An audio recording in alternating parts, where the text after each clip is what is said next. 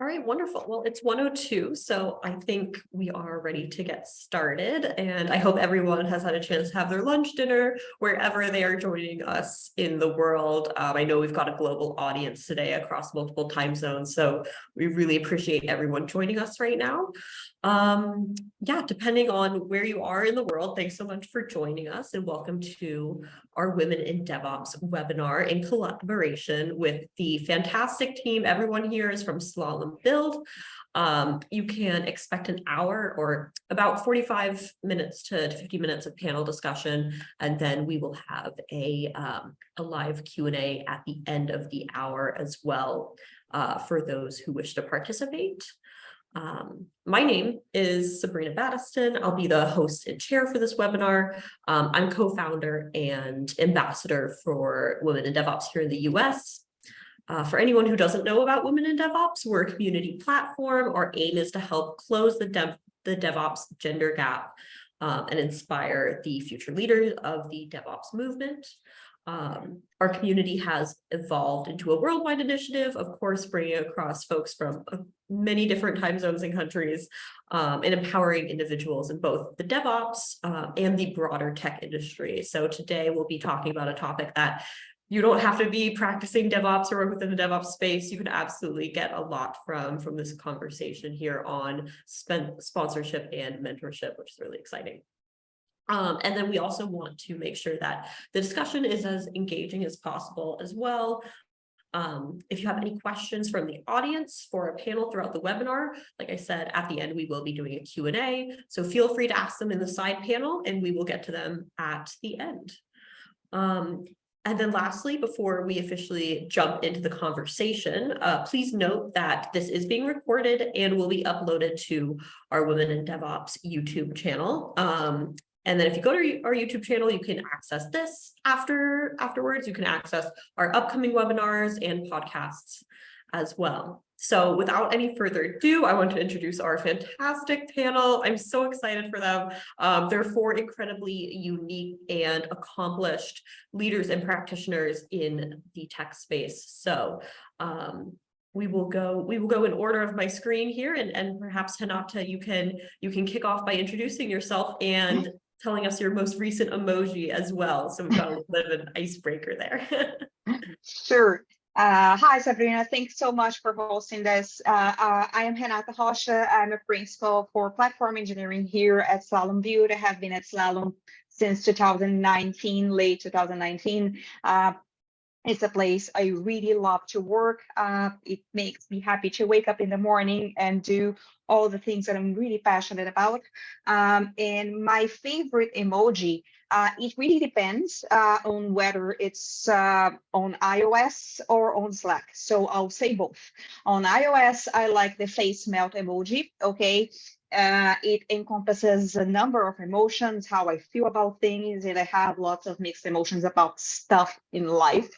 Okay, sometimes I came from a run and it rains right in my face like it happened yesterday. So face melt all the way.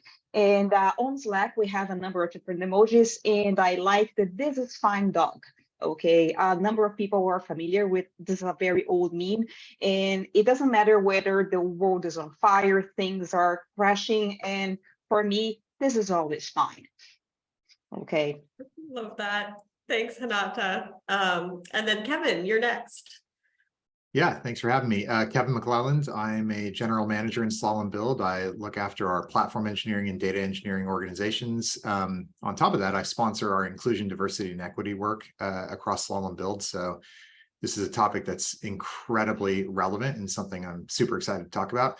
I'm boring, as my twin teenagers tell me. I am very, very boring, and I like the old slightly smiling face, like nice, easy, positive, feeling the good vibes. Absolutely. It's good. It works in every situation, right? Perfect. Thanks, Kevin. And Gargi, how about you next? Thank you. It's a pleasure to be here. My name is Gargi Saha. I use the pronouns she, her, hers. I'm currently working as a solution owner, senior architect at Slalom Build Center. My career initially began as a software engineer during my pursuit of master's degree at University of Washington. That's when I came across Slalom. And I started my journey at Slalom in 2016 as the very first solution owner intern. After graduating, I had the opportunity to join full-time in 2017, and I recently celebrated my 6-year anniversary with the company. Regarding my most used emoji, it depends on the day and the context of the conversation, but I find myself using the party blob or the lazy cat cry emoji a bunch. That's perfect. Love that. And congrats on 6 years as well. That's quite an accomplishment. Thank you. Absolutely. All right, perfect. Handing off to last but not least, Joe. Hello, everyone, and thank you for having me on this awesome topic. Just like Gargi, I am a solution owner in our build organization. And for those who don't know what that is, we basically are people who build our delivery teams and so that they can build the products for our clients. So anything around delivery, management, delivery excellence, that's what we're kind of usually focused around.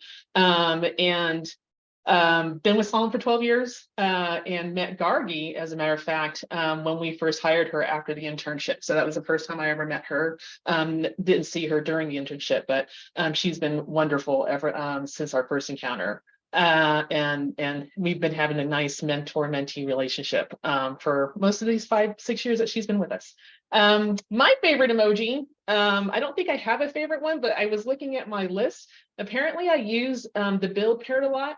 We have an emoji on our Slack where there's a parrot that just kind of does this, and we have so many different versions of it. But there's one particular version that I use, which has our build logo in the teal that you see on Renata's chest there on her shirt. It's in that color, nice square teal box with just that hash and that B, and the parrot just doing this. And I think I like that a lot because it's like a really celebratory, it really kind of celebrates people, because as we are running our delivery teams, as they're building, you want to celebrate their successes, because at the end of the day, all we want to do is ship product, ship code. And so I think that build parrot just kind of really celebrates that for comments when I'm like really excited.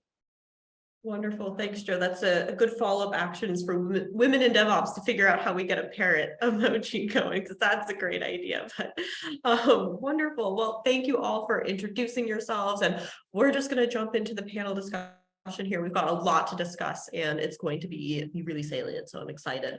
And I know we wanted to start on the topic of, when we put out this webinar talking about sponsorship and mentorship, and we're going to talk about understanding both of those for the first part of this discussion. But first, Joe, since you spoke about your experience with a mentorship relationship, maybe we can start with you around what mentorship means to you. Yeah, absolutely. I think mentorship is a really special relationship that you can develop with folks who in your organization are a little bit junior or even parallel with you as far as like hierarchy in an organization. I think being a mentor, you can provide a lot of really valuable insights and guidance to some of your junior colleagues, because you do have a lot of firsthand knowledge as you kind of reach seniority in your organization, and you can help some junior colleagues with navigating and overcoming those challenges that they may experience in the workplace. A lot of this, especially, I like to focus on mentorship with women, and particularly women with color, just because our experiences may show up a little bit differently in how we even receive it, or even how we're received. So I like to talk to folks about what they're experiencing, so that we can understand, and talk through and provide some guidance as far as like, how they may be able to navigate those situations moving forward. Wonderful. Thanks so much for that. And then Gargi, maybe we can have your input on that as well, being part of that mentorship relationship. So my experience with mentorship has been obviously through Joe. So Joe and I connected through an internal Slalom mentorship program way back in October of 2018. So that program eventually ended, but Joe and I decided to keep our mentorship journey going, and we are ever since connected. So through our conversations, I've obviously learned a bunch, and Joe has been like a role model to me on how to be a successful solution owner, how to be a successful leader, and showing me how to excel in my own role. So one particular incident stands out to me. So it was my first time operating autonomously as a solution owner, leading my own team. However, there was this one individual on my team who made uncomfortable comments, questioning how my English was so good and making other remarks that I now understand to be microaggressions.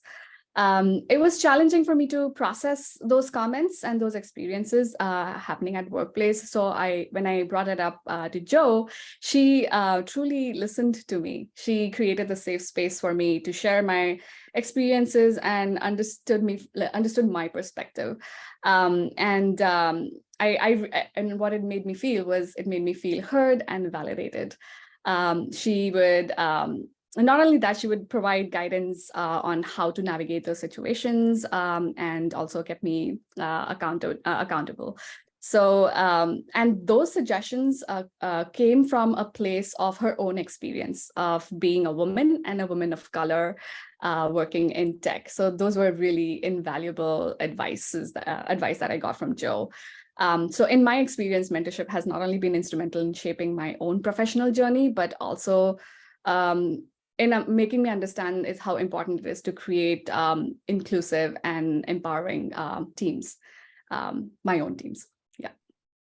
Absolutely. And Gargi, thanks so much for sharing your experiences and showing how powerful a mentorship relationship can be and empowering as well. So, this would also be a great time to introduce sponsorship as well, and how that differs to mentorship, because those are two different relationships, although a lot of the goals are similar.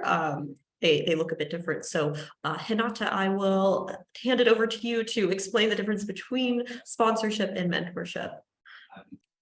Sure. So when I first came to Slalom, I think it was the very first time I experienced sponsorship. I had some experiences with mentorship before, but sponsorship feels a little bit different. It feels like someone is actively removing barriers that you didn't even notice they were there. I met Kevin on my very first day at Slalom, and the funny story is that I didn't realize he was a senior leader within Slalom. We just sat on the same table and had lunch at platform engineering, back then DevOps, cloud and security team. We chatted. We were very we had lots of things in common to talk because, of course, of the technical aspect of our background, and also his daughters do dance. I also dance. So yeah, we had a very interesting conversation about that. It was lots of fun. And then later I found out that he was the most senior leader on platform. So we developed a very good relationship since the very first day we met.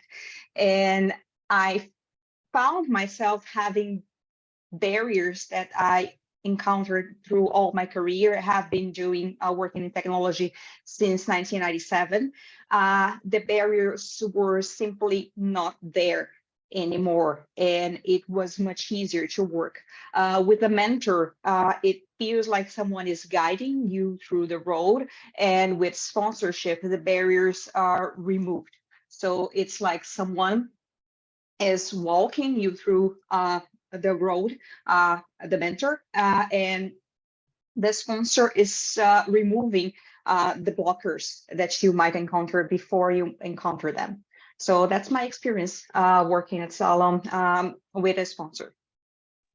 Wonderful. Thanks so much for going into the detail there, and again, sharing your experiences. It's such a fun story to hear how relationships build and the different personal the different personal connections that everyone can find just without even looking for it sometimes. So Yeah.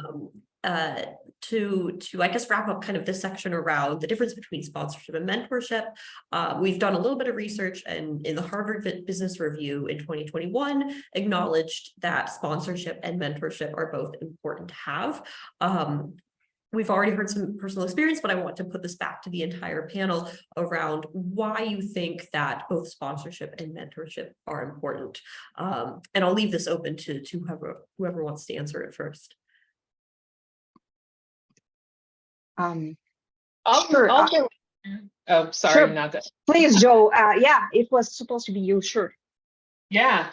So I absolutely believe it's important if you are starting a career, thinking about it, or in a career been a while, like actively look for a mentor, because, or even a sponsor. If you can get a sponsor, great, but so very few people have the ability to find sponsors, because when you are a sponsor, you are really actively advocating and supporting for career advances for someone. So you're putting at risk your social clout, right? Your social capital, all the things that you are looking to influence your networks, whereas mentoring, a little bit easier, because people are always wanting to share their insights and helping people navigate and things like that. And I would say that it's important to have both. Sometimes you might have the same thing in one person, someone can be a mentor and a sponsor. Sometimes you just will only have one. But if you're ever starting your career out and you're out there, it's very important to have both, because they both provide different levels of things to help you grow your career. And with all that, the sharing the knowledge, to Renata's point, removing those roadblocks,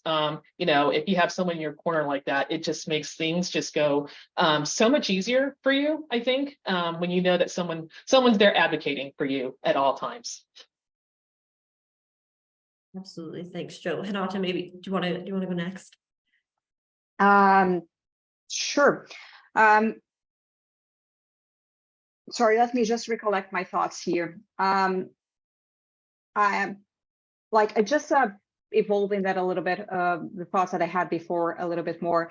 I have experienced, like many other women here, microaggressions. Okay. I started like in the early 2000s, groups for women.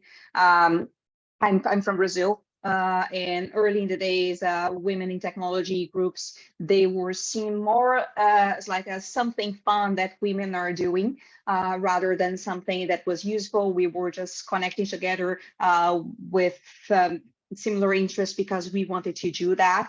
And with sponsorship that we experience today, with the mentorship from powerful women like Joe, we can actually grow and develop our skills. So I think that's the power that we get today from these experiences. This really allow us to flourish, okay, in our careers and grow to the point where we are experiencing today. Just, yeah. Wonderful. Thank you. Yeah, thank you so much. That definitely resonates. And then on the importance of sponsorship and mentorship, Kevin or Gargi, do either of you want to add anything to that? Go ahead, Gargi. So if I were to borrow an analogy, I imagine mentorship as being as having a seasoned or an acclaimed actor by your side, like a guru, sharing their wisdom and expertise and acting techniques to refine your skills and bring out your best performance. Whereas on the other hand, sponsorship is like having a renowned producer by your side, they recognize your talent and they champion your career, but they also use their influence and connections to secure you the best roles, projects, high-profile projects, auditions, and they promote your work in the industry. So I feel like together, it creates a powerful combination. So you sharpen your craft and you have opportunities, and it just helps you propel your career to like professional stardom. That is a fantastic metaphor. Oh my goodness. Like I almost was compelled to not weigh in after that, because it's like that's a mic drop. But there's one element that I would add in as well, along with the great thoughts from Joe and Renata and Gargi, is the thing I love about the combination of mentorship and sponsorship is that sponsorship alone at times can feel like it removes agency from people who want to go seek out support. And with mentorship particularly, there's a lot that's within an individual's hands to go seek out support, to go seek out that veteran actor that can teach them how to, perform in a particular scene, right? And that combination of I can control this while continuing to look out for opportunities to get aligned with longer term sponsors is so incredibly powerful, right? Because it gives you that agency to own and shape a lot of what you're getting support wise. Wonderful. Yeah, thank you. Thank you so much for adding that as well, Kevin.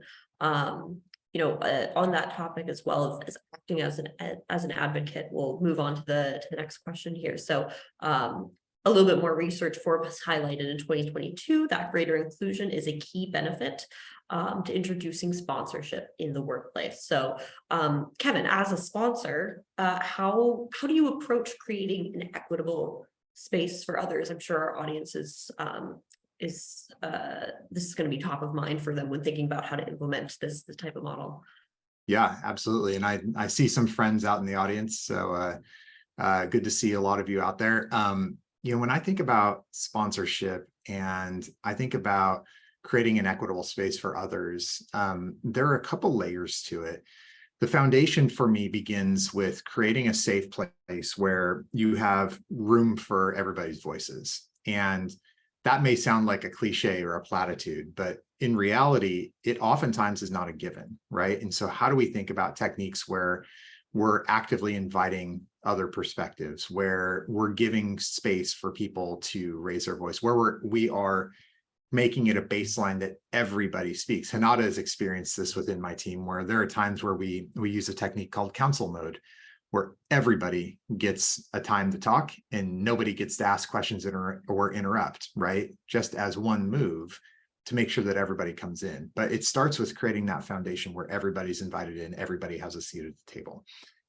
As a sponsor, I also love that because it allows me greater visibility and access to perspectives that I might not otherwise hear, to get to know who some people are out there that it would be really fun and really powerful to get involved and, to use the examples earlier, remove barriers, or another example would be to open doors, right, and provide opportunity that may not have been there.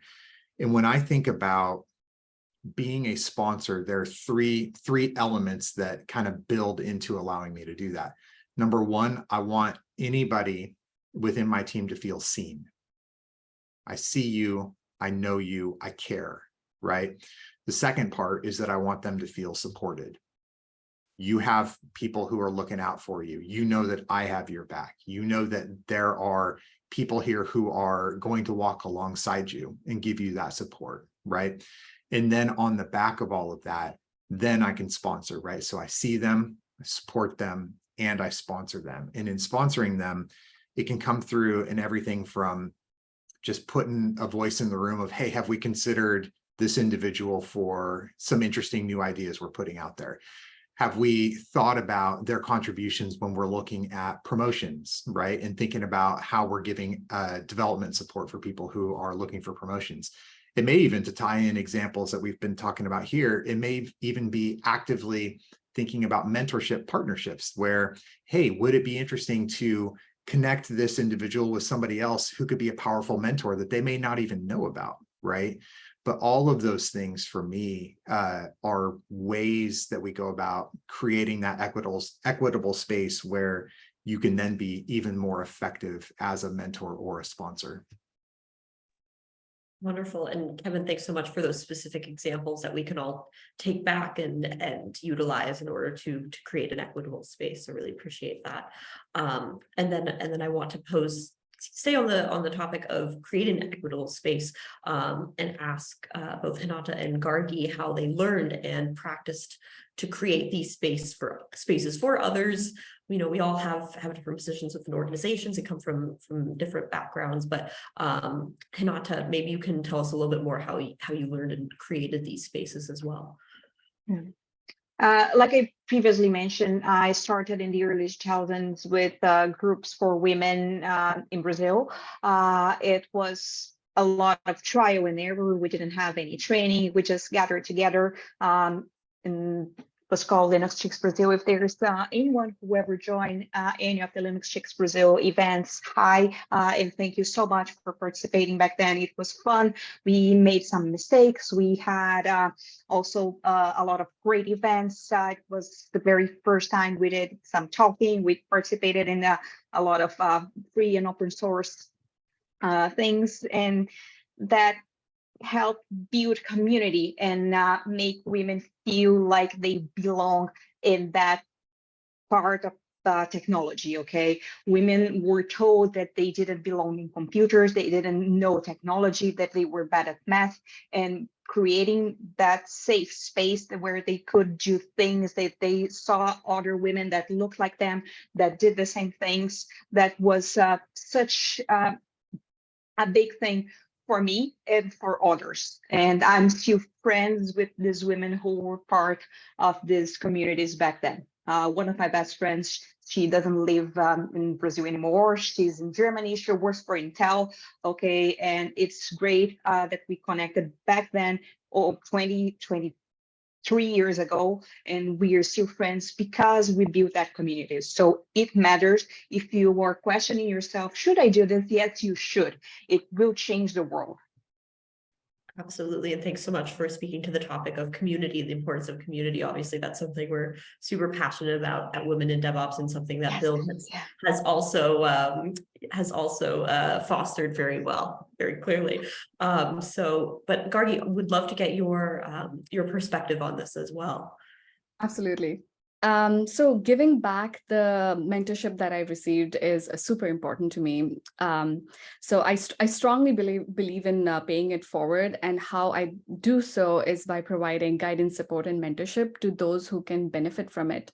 So I participate in our Slalom's Women Who Build mentorship program, volunteer mentorship programs such as Every Girl Shines, participating in industry events such as this one, panel discussions, and then facilitating the connections that Kevin mentioned, those connections and networking opportunities amongst people who might not even know that they could benefit from them. And also remembering that I could also create that inclusive, equitable space in my own project teams so that everybody can feel empowered and supported. Wonderful. And that's great to hear as well about kind of the chain of reaction with these types of relationships too, and being able to pay it forward, and it becomes exponential, doesn't it? So that's wonderful. Thank you so much, Gargi. And then our next question was going to be, again, still on the subject of advocacy, around challenges in developing the skill of advocacy. And so we'll pass the mic over to Joe to speak a little bit more about that. Yeah, I love everything that everyone said about how they, create the spaces, because it's super important to be able to create that space for everyone. Because without that trust, without that feeling of safe, like there's no way that you're going to be able to help someone or guide them, through whatever it is that they're going through, what they're experiencing in their workplaces. I'll speak to one of the biggest challenges that I've ever had around this space, because there's a lot of things that I tell myself in my own head. It's the story I tell myself line all the time, is that, the reason why I do the things I do with my mentees is because I never got adequate mentorship or even sponsorship in my whole career. So I still tell stories to myself around how I'm not completely validated. So then I worry about things like, oh my gosh, I can't go out there and be super visible for Gargi because, I'm using Gargi as an example because she's here. If people find out she's getting mentorship from me, like, what is that going to do to her reputation if there are people out there in the world who have not valued me, right? And so, like, being able to tell myself that there is value in what I do. I have brought value even in through my career, even though I didn't get as much level of advocacy as I would have liked to seen, that I see other women are getting now, which is fantastic. I do have that. So it's a real challenge to be able to always want to step up to try and amplify their voices, and also to be able to advocate for them as fully as I would love to do that with the networks and influence that I feel like I have, but not always super sure because of of not having that safe space that I've created for other folks, if that makes sense. So what I end up doing is I advocate within my own sphere of influence and I'm comfortable with, which is really hard, right? Like, because then for someone like me, like if I was able to find someone, or if I can locate someone to help that would just be amplified even more if there was trust and confidence in myself to be able to live that. Like, because we're getting to the point now, Gargi and I, 5-year relationship, where I'm like, sorry, can't help you anymore, right? Now, is that true? Probably not, but that is getting to the point, and it's a huge challenge to kind of overcome the things that you tell yourself in your head. Yeah, and really appreciate kind of that vulnerability, Joe, as well, around like, you know, what these relationships mean and what you learn about yourself and develop as well. And the different challenges.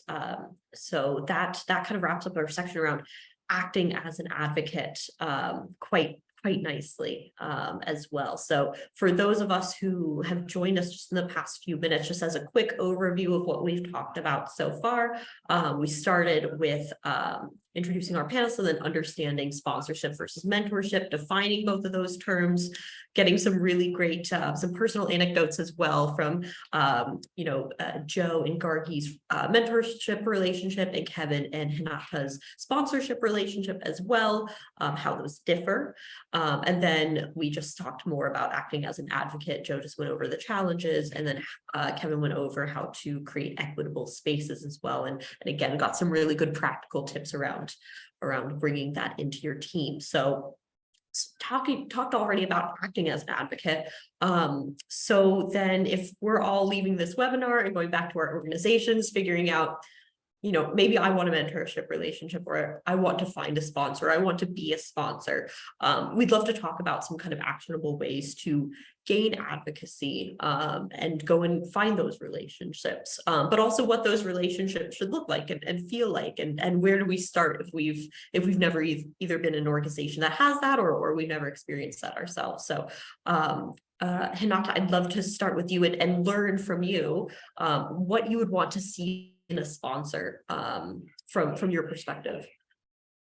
I would like a sponsor who actively engages in identifying and being proactive at removing barriers, who is open-minded and understands that things happen sometimes before they can be seen by a broader audience. Okay, I feel like where we are right now demands a lot of attention because there are lots of things happening. The world is changing really fast, especially, I don't know how things are in other countries, but here in North America, a lot of changes are happening, especially at workplaces, and we have to pay attention to make sure that people are not affected. And the sponsor needs to take action before, because the minority, especially women, okay, they are going to be affected before other people. So the sponsor needs to be very proactive. This is what I'm trying to say. Absolutely, that definitely makes sense. Thanks so much, Renata. And then spoke about what we want to see in a sponsor. Maybe Gargi, you can speak a little bit more to what you would want to see in a mentor as well. Absolutely. So there's this very simple yet powerful quote about mentors, that a mentor is someone who allows you to see the hope that's inside yourself. And I love this quote because it emphasizes that the power that a mentor can have on you, and they are the ones who see your potential when you don't yourself see it. So I really believe that we all, yes, we want to have mentors who are the best and experts in their field, but it's also very important to have somebody by your side who can provide that encouragement and empowerment to you along the way. You want somebody who's not trying to create a clone of themselves in you, but somebody who lets you create your own unique path. Wonderful. Thanks so much, Gargi. That really does add a lot of helpful advice there as well. And I'm sure the entire panel has a lot of advice and kind of closing thoughts around this wonderful topic as well. So I want to open this question to everyone and hopefully hear some personal experiences or some closing words. But I guess one piece of advice or multiple pieces of advice, if you have it, for someone who is searching for a similar relationship. Perhaps we can go in order again as I see anyone of Renata, if you'd like to start with your advice. I was muted, which is one of the sentences that I use the most. My advice is that you and your sponsors, you need to have a very transparent relationship. Okay, it has to be equitable, and you need to trust each other very much. Sometimes your sponsor, your mentor, you both have to say very straightforward and very direct things to each other. Sometimes you're going to hear things that they might not be the things that you want to hear, and you have to be ready for that. This is what a good sponsor relationship looks like, because the world is not the way we want it to be, but we only with a relationship like that is honest, that's built on trust, okay, you will be able to get where you want to be. This is why I told the story of my relationship with Kevin, okay, that it was built the way that we were on the same table having lunch together and talking about casual things in life. This is how it works, okay? We can trust each other. We are very transparent with each other. I'm never afraid to reach out to him and say, hey, let's talk. This is why it works. If it stops being like this, it won't work anymore. I don't think it ever will. He laughs. Yeah. You need to find someone like this that you trust, and that you are able to just say, I don't think this is working. I think something needs to change, and people are open to listening to you. Okay. And I feel like there's a lot of agreement with people here. Yeah. Absolutely. And Renata, thank you so much for sharing your experience today. I'm sure there are a lot of folks who, want to be finding a sponsor. And so your experience is really going to add a lot to their journey there. So thank you so much. And Kevin, perhaps we can come to you next for any final advice for our audience out there. I will try and keep it brief. I got a couple areas. I think in seeking out mentorship or sponsorship for yourself, one of the lessons I learned in my career, and it goes really well with a lot of what Gargi and Joe have talked about, it's you're not going to find somebody who's you. You don't want to find somebody who's you. You want to find somebody who has characteristics or experiences that you look at and you're like, I see a part of myself learning from that. And I think the more that you're able to find people who can add elements, add perspectives to widen your capabilities and give you new exposure to things, versus trying to find somebody who is exactly the thing that you think you will be in the future, I think that opens you up to a lot of different perspectives and a lot of opportunity for support. For people, my second piece I would give is really more of a challenge to people who are in a position to be a sponsor. It's a position that requires a level of courage. Joe talked earlier about your social capital, right? And a lot of things that you may feel you're putting on the line, but that's the job. That's the job that people in positions of influence signed up for. And that's a place that you have an obligation and an opportunity to truly impact people in ways that they may not even see, but you can open doors, you can remove the barriers, and it just requires the courage to step into that space. And anybody who has that opportunity, I challenge you to take it, because it is the most fulfilling part of being a leader. Wonderful. And thank you, Kevin, as well for your contributions. I know there are a few folks in the audience and who will be following up who are in a leadership role and want to be able to use their influence in that way. So thanks so much. And then Gargi, perhaps we can come to you next for any final pieces of advice. Sure. So my advice would be, yes, be proactive about finding your mentor, your sponsor, your person, and find someone who aligns with your goals and your values, because that's important. That's what's going to create that connection between you two. So when you are expanding your network and reach out directly, like Kevin mentioned, like don't be afraid to reach out directly. And then when you find this person, practice vulnerability and practice being open to feedback. And that's basically going to help you nurture that relationship between you two and really listen and implement the advice that they give you. That's a great piece of advice around being open to growing and letting kind of that relationship empower you and develop you as well. So thanks so much for adding that. That's a really great point. And of course, last but not least, Joe, we would love to hear your final pieces of advice as well. It's all been so great so far. Yeah, love the final advice from all three of you.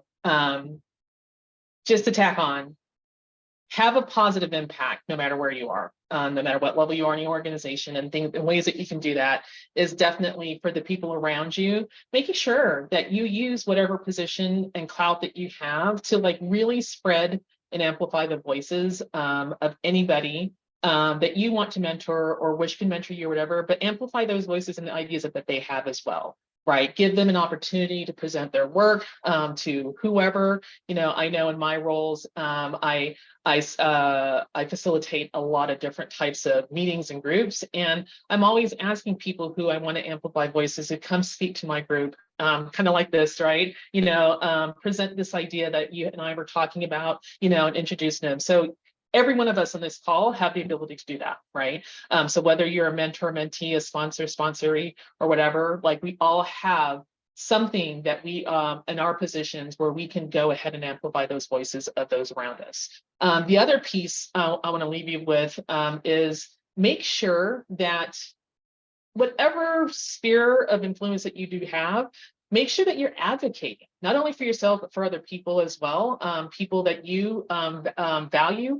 Make sure that you're speaking up for other people's accomplishments.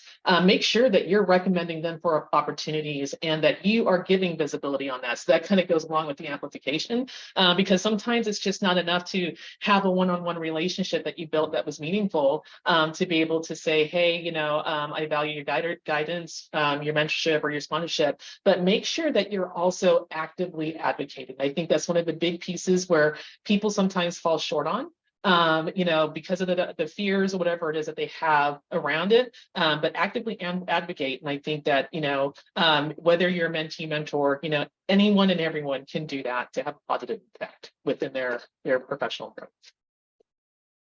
Wonderful advice, Joe. Thanks so much for everything you've added today and to all our panelists as well.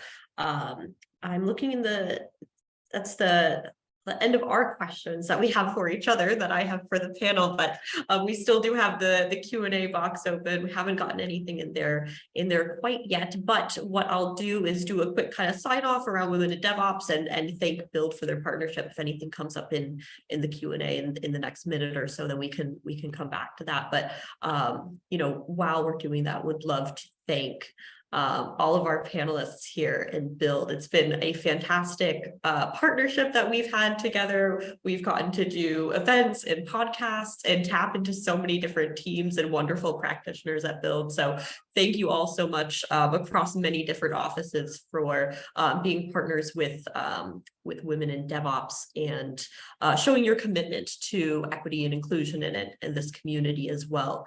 I really, really appreciate it and know our audience does as well. It's practicing kind of vulnerability, being a panelist as well, to come and share experiences and talk about your own lives and be able to help others with that. So thank you so much. You can all follow us on social media for Women in DevOps. We've got LinkedIn, Instagram, and Twitter for any updates of future events. And as I mentioned at the beginning, this will be recorded. It'll be on our YouTube as well. So we did get a question in, which looks really fantastic. So we do have time to answer that, and perhaps I'll keep it open to the panelists, but I'll read it aloud real quick. How do you approach someone outside of your organization for mentorship, and any advice around initiating that connection? I'll leave that open to the panel. I don't know if y'all have any experiences with that specifically, or any kind of hypothetical advice you can give around approaching someone outside of your organization for mentorship and initiating that. I'll take a stab at that. I think one of the key differentiators, I don't know if we talked about it really fully, and we might have some disagreements in it, but one of the key differentiators about being in a mentorship relationship or a sponsorship relationship is that in a mentorship, the mentee is the one who will always drive that relationship, right? So the question is really great because, like, you know, if you're looking for a mentor and you're like, oh, I want to find someone outside my organization, if you can find one in your organization, I think it's even better, especially if you're getting mentorship around what's, you know, your career growth within that organization. But if you want to find someone outside, you know, the key thing here is like, is just like any type of relationship building, right? You know, ask them, say, hey, I really like how you show up. I really want to learn more. You know, can we embark on this relationship and like really kind of establish what you feel like that want to look, how you want that to look, and then let them decide whether or not they want to engage with that. Like I get so many people when I'm, you know, out and about talking to folks who are always wanting to engage in that way, but that is like the one thing that you can do for yourself, right? When you're looking for a mentor, because you are driving that relationship. And so you do have to kind of take the courage and ask, you know, on the, you know, someone that you really look up to, someone that you value, someone that you want to learn for, to do that. So it's just really open the mouth, ask, and the worst thing that they can say is no, you know, but keep on asking on there. So. Can I pile on one thing? There's one thing that most people in the world really like to talk about: themselves. And mentorship, in a lot of ways, is an exercise in getting somebody to talk about themselves and the way they've done stuff and the way they've approached things, and put themselves in your shoes and apply their experience to give perspectives, right? There's a really straightforward play to people's interest in talking about those things they've experienced and kind of reliving the fun of them, and sometimes reliving the pain of them, that you can tap into just by simply saying, I look at what you've done and I look at what you've experienced, and I would love to learn from you. Do you have time to share some of your lessons and perspectives with me? Wonderful. Thanks, Kevin. Anything else to add to that? Was a fantastic question, by the way. We got to dig in even more to the definition of mentorship, but I don't want to cut anyone off. Anything else we can add to that question, or good to sign off here? Wonderful. Okay, great. Well, we've gone through a lot today. We've gotten so many different actionable insights and ways that we can go back to our teams. And I hope that everyone felt really inspired by this as well. We will send a survey out around any feedback that we can get from this webinar, how we can improve future webinars. You know, if there's any positive feedback as well, it's always a gift no matter what we can get. And so I want to thank our panelists and our sponsors at Build. Again, it was wonderful getting to have y'all, and I can tell this was really inspiring. Got a lot of great feedback from the audience. So I will let everyone enjoy their afternoons or evenings or wherever you are in the world, perhaps your morning as well. And we'll look forward to seeing, yes, lunch, hopefully. And we'll look forward to seeing everyone at our next event, and be sure to connect with Women in DevOps and Build on social media to follow all that's coming next. Thanks, everyone. Thank you.